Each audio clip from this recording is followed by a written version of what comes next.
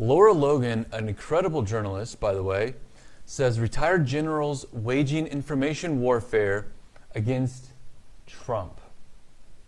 So you guys have probably seen, right? All of these generals who used to work for President Trump are now coming out and doing an op-ed or giving an interview, and they're basically pretty clearly saying, nah, Trump's a baby. He's in over his head. He's a loser, all this kind of stuff. So here's Lara Logan.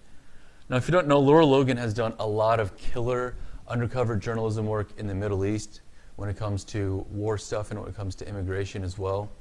Let me read this to you.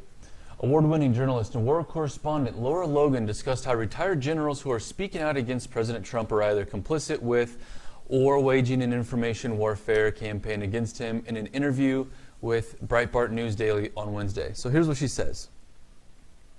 Logan reminded listeners of the Russian collusion narrative and how many officials from the Justice Department, Director of National Intelligence, CIA, NSA, and other agencies worked together to push the idea that the Trump campaign colluded with Russia during the 2016 election. That's all documented. The documents are public of these people under oath saying that they had no idea, no evidence, no contacts with anything between Trump and Russia. Yet at the same time, they all gave interviews on cable news and everything else saying the exact opposite. This is not even conspiracy. It's right there. Type it into Google. So Lara continues. She says, think about how many people it took who had to be complicit to push that narrative. Think about the Secretary of Defense and the National Security Advisors that served at the time. Who all had access to the intelligence? They all knew it wasn't true.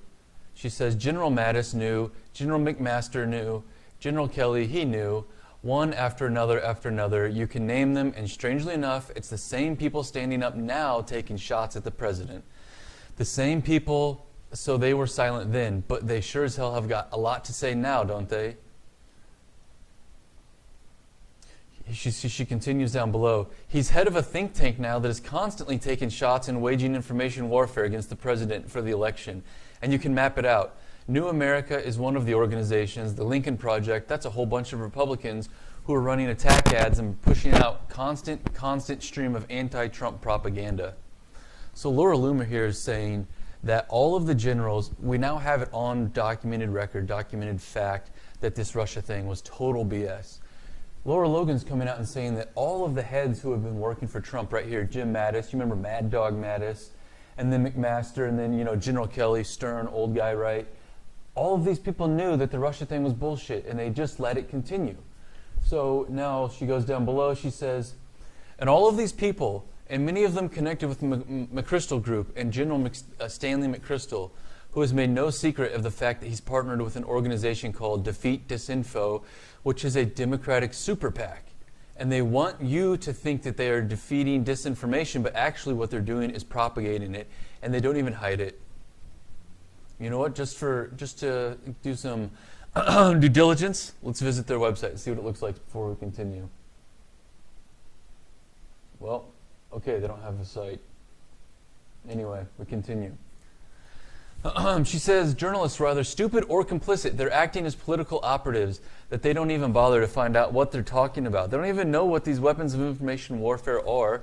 They don't even talk to the people who have an opposing view. It's the equivalent of taking tanks and firing them on your own people or dropping a bomb on an American city. That's literally what you're doing. What were those weapons used for?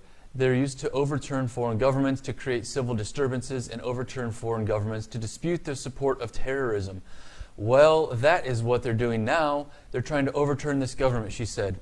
She's right here saying that the same thing happening right now in America with the media oversensitizing and over-hyper normalization of everything. It's getting out of control. The lies being pushed through, all of the actors in on it. She's saying she sees this all the time in the Middle East countries that she's gone to. She's saying that the people in charge, the people with power, the people that we have voted in, are using their tools against us to distract the people. It's very bizarre because she's directly naming all of these military intelligence and these generals, military officers, and then she's calling it out as she's seen it. Very bizarre. It's very spooky to consider that that could be actually what's happening. She finishes here, though, what intelligence sources see is an information warfare campaign that is designed to set the stage to ensure that the election delivers the result that they want. If they wait that long, what they're doing is creating the problem, civil unrest, civil disturbance, in which they can then be the solution. This is the exact when people say imperialist America and all of our nation building and all of our 7 countries that we're in war at right now, this is exactly what she says and describes, and it's open and secret. This is exactly what happens when you go to lead a revolution in these third world countries that we've been bombing for years. And what here Lara Logan is saying is that she's just reading exactly what they're already saying. It's not like she has a source. The Lincoln Project, you guys have seen we've talked about the Lincoln Project on here many times. And here's Laura Loomer, a very respectable journalist who has done some serious work. She's gotten in some, if you want to Google some more graphic things that have happened to her, she had a very bad encounter one time. But regardless, she's up here saying, I see the exact tools that I've seen used in the last 20 years in third world countries by the U.S. military being deployed right now in the U.S. on U.S. citizens. My name is Ryan Derks. I'm running from Missouri's 5th Congressional District, and I approve this message.